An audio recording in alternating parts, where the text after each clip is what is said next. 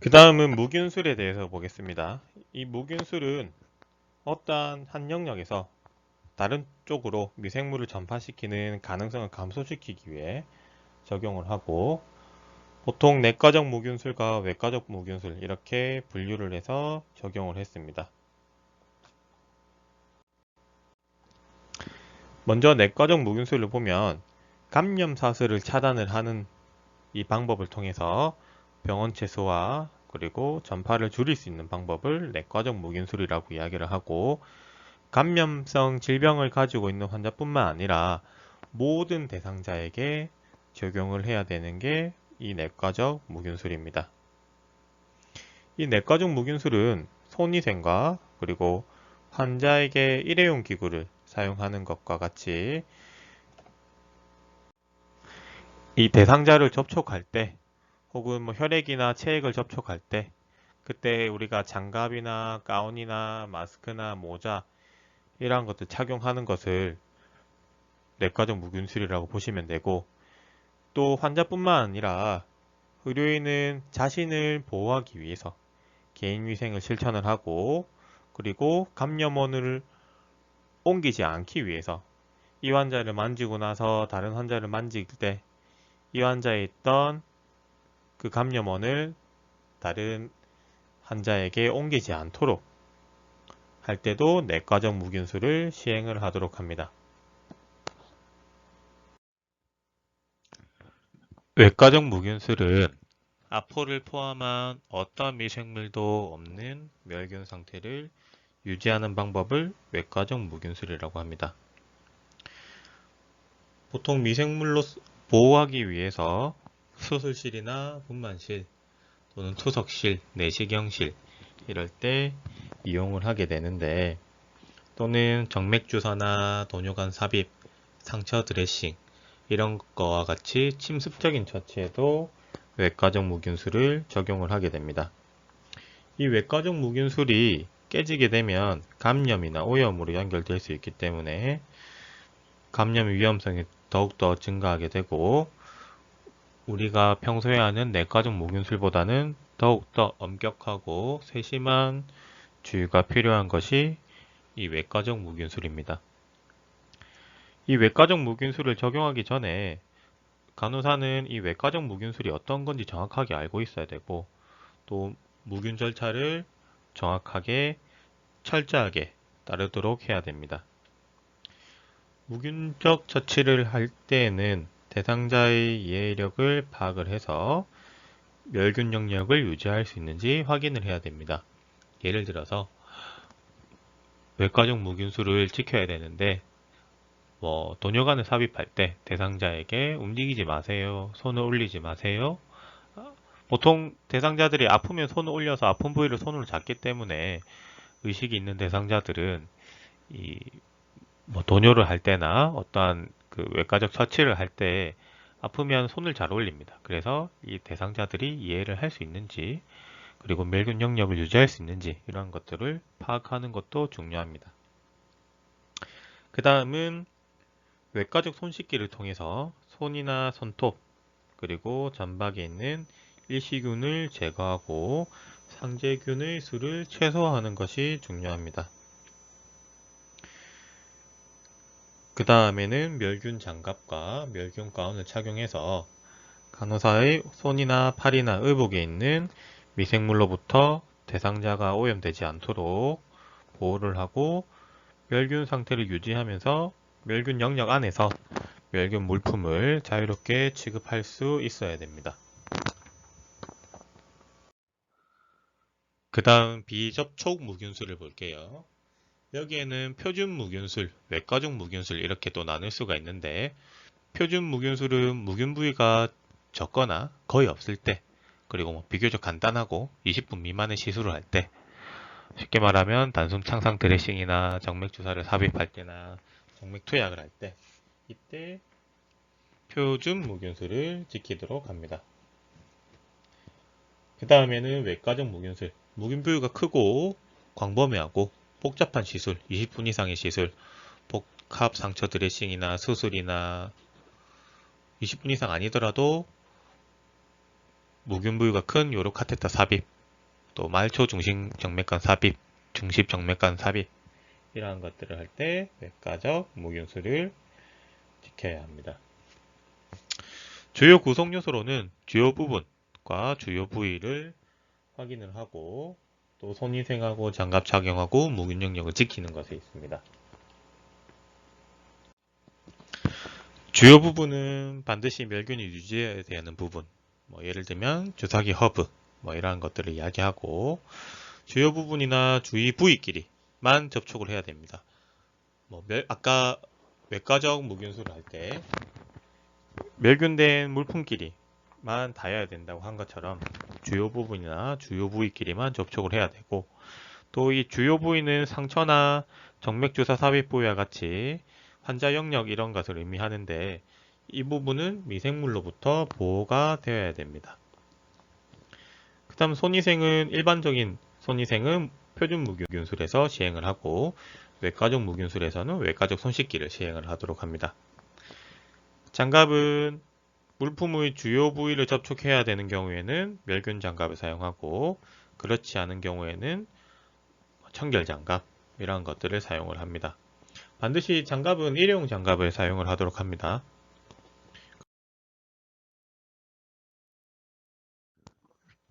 이 무균술의 기본 원리를 좀 볼게요. 멸균된 물품은 멸균된 물품끼리 접촉을 해야 멸균이 유지가 됩니다. 쉽게 말하면 우리가 밥을 막 지었는데 흰 쌀밥을 지었는데 막 지은 흰 쌀밥끼리 섞어야 아무렇지도 않게 흰 쌀밥을 유지를 하는데 우리가 김치를 집은 젓가락을 가지고 이 흰 쌀밥을 갓 지은 밥을 집었다. 그러면 그 주변이 빨갛게 고춧가루 때문에 오염이 되잖아요. 이거와 마찬가지로 멸균된 물품은 같은 멸균된 물품끼리 접촉을 해야 멸균이 유지된다라는 것을 이해하시면 됩니다.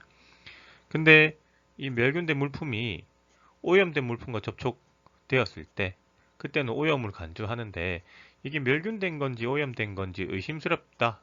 그때는 오염된 것으로 간주를 하고 과감하게 오염된 것으로 간주하고 과감하게 제껴야 됩니다. 그러니까 멸균이 안 됐다라고 판단하셔야 됩니다. 그 다음은 멸균 영역에서 사용되는 모든 물품들은 멸균이 되어야 됩니다. 쉽게 말해서 멸균 영역 안에는 멸균이 되지 않는 것은 올라와서는 안 돼요. 그리고 이 멸균된 물품을 사용하기 전에는 아까 말씀드린 바와 같이 멸균 물품의 유효기간을 꼭 확인을 해야 됩니다. 그 다음은 이 멸균 영역 안에서 멸균된 물품을 다루는데 내 시야를 벗어났다 혹은 내 허리선 아래 무릎 쪽이나 다리 쪽에 위치해 있다 멸균 물품이 그러면 오염된 것으로 간주해야 됩니다. 내 눈을 벗어났기 때문에 내 눈을 벗어나서 어떤 오염된 것과 접촉이 되었는지 안 되었는지 우리가 확인을 할 수가 없기 때문에 오염된 것으로 간주를 해야 됩니다. 그래서 이 멸균 영역에서는 항상 멸균 물품들은 시야 안에 두도록 하고 멸균 영역에서 등을 돌려서는 안 됩니다. 또 이 멸균 물품을 공기 중에 대기 중에 오랫동안 놔뒀다. 그것도 오염된 것으로 간주해야 됩니다. 공기를 통해서 먼지나 미생물을 운반할 수가 있기 때문에 시간이 오래 지났다. 이건 오염된 것으로 보고 그래서 멸균 영역 안에서는 말하기나 재채기나 기침이나 또 과도한 움직임을 삼가해야 됩니다. 그리고 이 멸균 영역이 젖었다. 그때는 미생물이 멸균 영역으로 이동을 하게 되기 때문에 오염된 것으로 봐야 됩니다.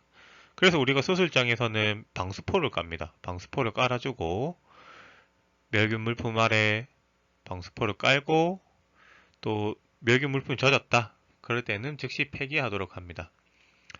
방수포가 없을 때에는 용액 같은 걸 엎질렀다. 그러면 오염된 것으로 간주를 해야 됩니다. 그리고 액체는 위에서 밑으로 흐르기 때문에 젖은 물품은 항상 아래쪽에 향하도록 해야 됩니다. 그래서 우리가 손 씻기를 할 때, 외과적 손 씻기를 할 때 손을 손가락 끝을 올리고 팔꿈치는 밑으로 하고 그래서 물이 팔꿈치로 흘러내리도록 해서 점박이 오염되는 것을 예방을 하도록 합니다. 또 멸균 영역 가장자리 1인치 혹은 2.5cm는 오염된 것으로 간주를 해야 됩니다. 그러니까 가장자리는 오염되었다고 간주를 해야 됩니다. 무조건. 그래서 가장자리에 뭐 어떠한 것이 멸균된 것이 닿았다. 그러면 오염된 것으로 간주하고, 왜냐하면 이 가장자리는 오염 표면하고 접촉을 하고 있기 때문에 1인치 정도는 멸균 물품을 안쪽에 두도록 합니다. 또 사람의 피부는 정상 상재균이 있기 때문에 멸균을 할 수가 없어요. 소독을 할 수가 없잖아요. 멸균을 뭐 우리가 팔을 오토클랩에 넣을 것도 아니고 이온가스를 돌릴 것도 아니잖아요. 그래서 피부는 오염된 것으로 간주를 해야 됩니다. 그래서 우리가 외과적 무균수를 시행하기 전에는 미생물의 수를 최소화시키고 피부의 정상 상재균을 최소화시키기 위해서 외과적 손 씻기를 합니다. 가장 중요한 것은 외과적 무균수를 유지하기 위해서는 기본적으로 나를 속이면 안 돼요. 정직하게 해야 되고 경각심이 있어야 되고 양심을 가지고 해야 됩니다. 수술장에 수술을 하다 보면은 나도 모르게 살짝 닿이는 경우가 있어요. 어디 닿였는지 몰라요. 혹은 다른 사람의 머리에 내 손이 닿을 수도 있고 오염된 곳에 내 손이 닿을 수도 있어요. 그때면 과감하게 그냥 장갑을 갈아 끼고 가운을 갈아 입고 해야 됩니다. 아이고 뭐 아무도 못 봤겠지 하면서 모르는 척해서는 안 됩니다. 그렇게 하시는 분들도 많아요. 생각보다. 근데 나를 속이지 말고 이렇게 해서 결국에는 그러한 오염은 대상자에게 다 가기 때문에 대상자에게 모든 피해가 돌아가기 때문에 나의 양심을 지키고 정직하게 무균수를 지키는 것이 좋습니다. 그리고 무균 영역, 이 다제 내성균이 있는 병원 환경에서는 이 무균 범위를 정하는 것이 매우 중요합니다. 왜냐하면 이 무균을 지키는 것, 이것이야말로 우리가 감염을 예방하는 가장 큰 방법이기 때문에, 그래서 무균 영역이 무균 상태인지 확실하게 해야 되고, 이 무균 상태가 유지되는지 뭐 이런 거에 따라서 고위험 무균 영역하고 저위험 무균 영역으로 분류를 할 수가 있습니다.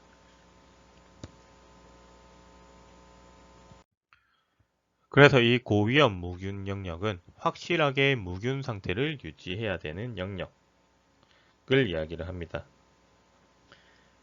그래서 뭐 수술실이나 그리고 침습적 시술이 필요한 그런 상황과 또 넓은 무균 범위를 유지하는 경우 그때 적용을 하도록 하고, 저위험 무균 영역은 무균 상태를 촉진시켜야 되는 것을 이야기를 합니다.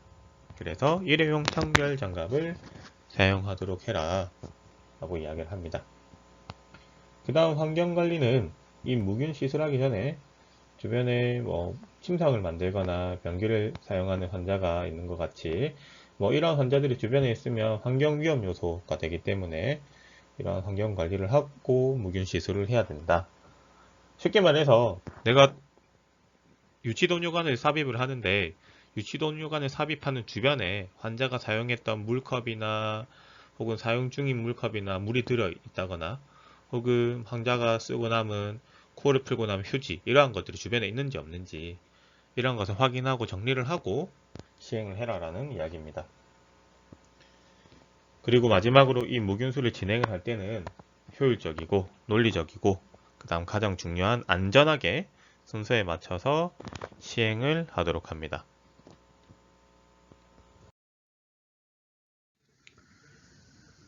자, 신종감염병 관리에 대해서 한번 알아볼게요. 이 신종감염병은 여러분들이 잘 아시다시피 지금 우리가 겪고 있는 코로나19나 뭐 이전에는 사스 그리고 뭐 메르스 이런 것들이 있었죠. 그래서 이 신종감염병은 기존에 알려져 있지 않은 새로운 병원체에 의해서 발생하는 감염병을 이야기를 합니다. 그래서 새로운 감염병이기 때문에 면역을 가지고 있는 사람이 없거나 혹은 적어서 이 감염의 유행이 쉽습니다. 그래서 코로나19도 마찬가지로 면역을 가지고 있는 사람이 거의 없어서 그죠? 그래서 감염의 유행이 세계적으로 지금 발생하고 있습니다. 그래서 이 질병 발생 규모하고 중증도에 따라서 국가적 위기 상황, 나아가서는 전 세계적인 위기 상황이 가능하게 됩니다. 그래서 조금 전에 말씀드렸던 사스나 그죠? 그리고 조류 인플루엔자 AI, 그리고 신종 인플루엔자, 그리고 중동 호흡기 증후군 메르스가 있었고, 또 에볼라도 있었죠. 그죠? 그리고 지금 우리가 겪고 있는 코로나19 이런 것들이 있습니다. 그래서 이 신종 감염병을 관리를 하기 위한 몇 가지 기본 원칙들이 있습니다. 먼저 감염이 의심되는 혹은 확진 환자들과 접촉할 때는 우리는 표준주의를 꼭 준수를 해야 되고, 그리고 철저한 손위생이 필요하겠죠. 그리고 적절한 개인보호구 착용, 쉽게 이야기하면 우리가 보통 일상에서 착용하고 있는 KF94와 같은 그러한 마스크들이 있습니다. 그리고 환경 소독이 꼭 필요하고, 또 음압 격리실, 격리가 꼭 필수적입니다. 그래서 개인 보호구를 보면 쉽게는 KF94와 같은 그런 마스크가 있지만, 나아가서는 레벨 D까지 착용을 하는 그러한 여러 가지 개인 보호구들이 있습니다. 그래서 적절한 보호구를 착용을 하는 것이 중요하고, 또 일회용 제품을 사용하는 것이 원칙입니다. 다시 사용해서는 안 된다는 거죠. 그죠? 그래서 한 번만 사용하고, 그리고 사용한 뒤에는 적절한 방법으로 폐기를 해야 된다.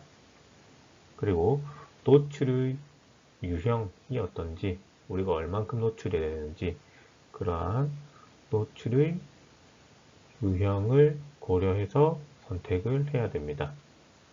그리고 착용 전에 손상이 되어 있는지 안 되어 있는지, 보호구들이 손상이 되어 있으면 착용을 하면 안 되겠죠. 그죠?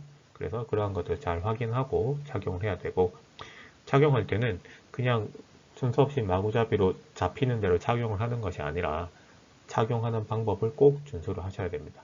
벗을 때도 마찬가지로 벗는 순서들을 꼭 확인을 하셔야 되고, 그리고 주변이나 본인 신체 부위의 오염을 주의를 해야 됩니다. 벗다가 이제 우리 피부와 내 몸과 닿았던 부분들은 괜찮은데, 그 감염원과 닿았던 그러한 부분이 내 옷이나 내 신체나 이러한 부분과 오염이 되지 않도록 꼭 주의를 하셔야 되고, 이러한 개인 보호구를 다 벗은 다음에는 철저하게 손위생과 개인위생을 준수를 해야 됩니다.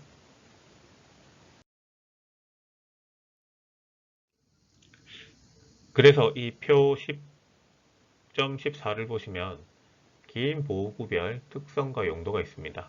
등급은 레벨 1부터, 레벨 A부터 레벨 D까지 있고, 레벨 A는 가장 높은 수준의 호흡기, 피부 보호입니다. 그래서 완전 밀폐형. 그러니까 완전히 그냥 다 보호를 하는 거예요. 완전히 밀폐가 돼서 보호를 하고, 내화학 장갑이나 내화학 안전화 일체형. 그러니까 장갑과 신발이 일체로 되어 있는 이러한 것들을 다룰 때 레벨 A를 입습니다. 이것은 고위험 병원체 오염 의심 시, 패스트, 그죠? 그러니까 1군 법정 전염병 같은 이러한 것들 오염 의심 시 착용을 한다. 마찬가지로 이 레벨 C나 레벨 D도 고위험 병원체 오염 의심 시, 근데 좀 다릅니다. 레벨 C 같은 경우는 피부와 호흡기를 보호하기 위한 것이에요. 레벨 A는 가장 높은 수준의 호흡기 피부를 보호하는 것이고, 그죠? 그래서 레벨 C 같은 경우는 내화학 보호복, 그리고 공기 정화통 방식, 그러니까 뭐라 해야 되죠? 방역 마스크 같은 거, 예, 그런 것들. 그리고 내화학 장갑, 내화학 장화를 착용을 해야 되고, 레벨 D 같은 경우는 전신 보호복, 그리고 N95 등급의 마스크, 그리고 장갑을 끼고 신발 덮개, 보안경, 안면 보호구, 이런 것들을 착용해서, 그래서 레벨 D 같은 경우는 보통 지금 코로나 전담 병원이나 거점 병원에서 레벨 D를 착용을 하고 대상자들을 간호하고 있습니다. 그리고 레벨 B 같은 경우는 마찬가지로 가장 높은 수준 호흡기 보호로 내화학 장갑, 내화학 안전화는 똑같고 송기 마스크가 있습니다. 그리고 이 호흡 독성 위험에 비해서 피부 독성이 상대적으로 덜 위험한 경우, 그러니까 호흡 독성 위험이 제일 더 심하고 피부 독성은 그나마 조금 덜 위험할 때, 그래서 송기 마스크를 착용을 하게 되는 거예요.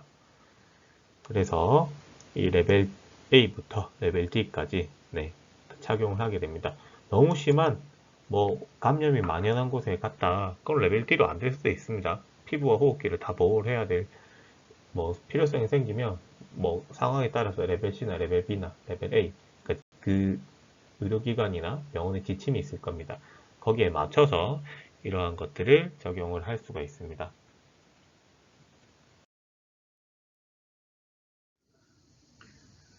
자, 그 다음은 그림 10-15를 보시면 코로나 바이러스 감염증 상황별 개인 보호구 예시가 나와 있습니다. 선별 데스크나 격리 진료소 접수 안내 시에는 일회용 가운과 일회용 비닐 장갑을 착용하고 검역, 역학조사나 환자 이송, 구급차 소독, 사체 이송 안치를 할 때는 레벨 D 수준의 옷을 착용을 하고 있죠. 그죠? 신발 덮개부터 해서 보안경, 그리고 장갑까지 다 착용을 하고 있습니다. N95 마스크를 끼고 있고, 그 다음에 격리 진료소 진료나 간호 병실 출입, 진료 간호, 혹은 검사, 검체 취급, 병실 청소, 여기도 마찬가지로 보호구를 레벨 D, 혹은 4종 세트, 그죠? N95 보안경, 그 다음에 모자, 가운, 뭐 일회용 라텍스 글러브 이런 것들을 착용하고 있습니다. 그 다음에 의료 폐기물 운반하시는 분들은 모자는 생략이 가능하다고 되어 있네요. 마스크는 꼭 착용하고 그리고 일회용 가운과 이 선별 데스크에 있는 분이 입는 거는 일회용 비닐 가운이고 그 뒤에는 그 수술용 일회용 그 가운을 이야기를 합니다. 파란 색깔로 된 것은. 그래서 이런 것과 라텍스 글러브를 꼭 착용을 하고 하셔야 되는 걸 기억하시길 바랍니다.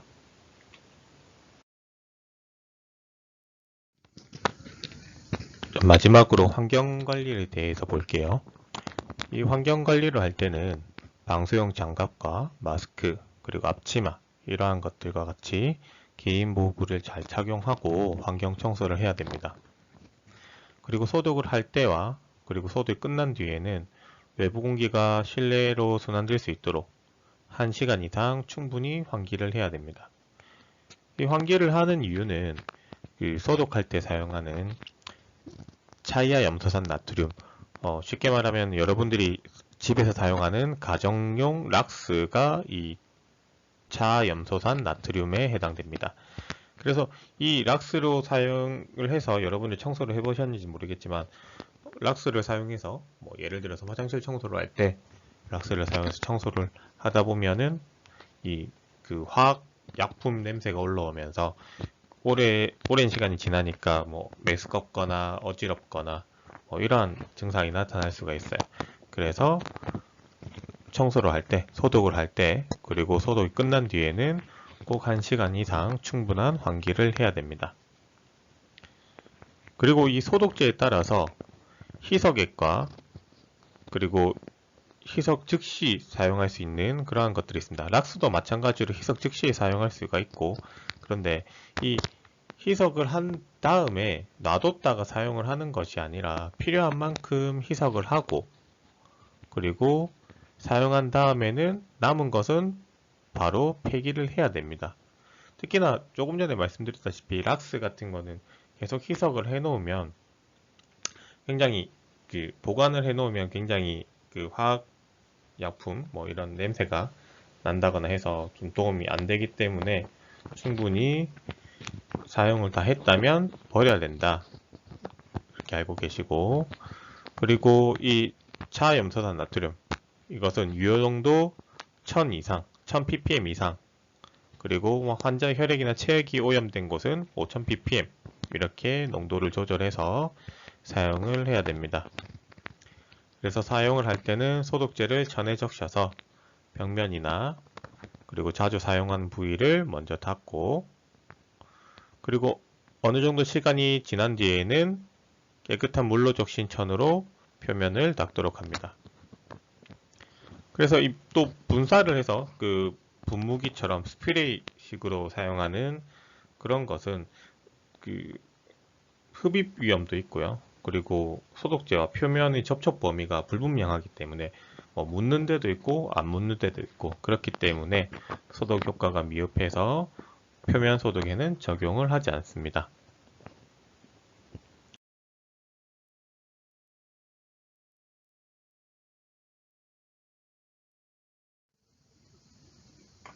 자, 이상으로 14주차 수업을 모두 마치겠습니다. 여러분들 기말고사 준비 잘 하시고 궁금하신 거 있으면 언제든지 연락 주시길 바랍니다. 모두 수고하셨습니다. 감사합니다.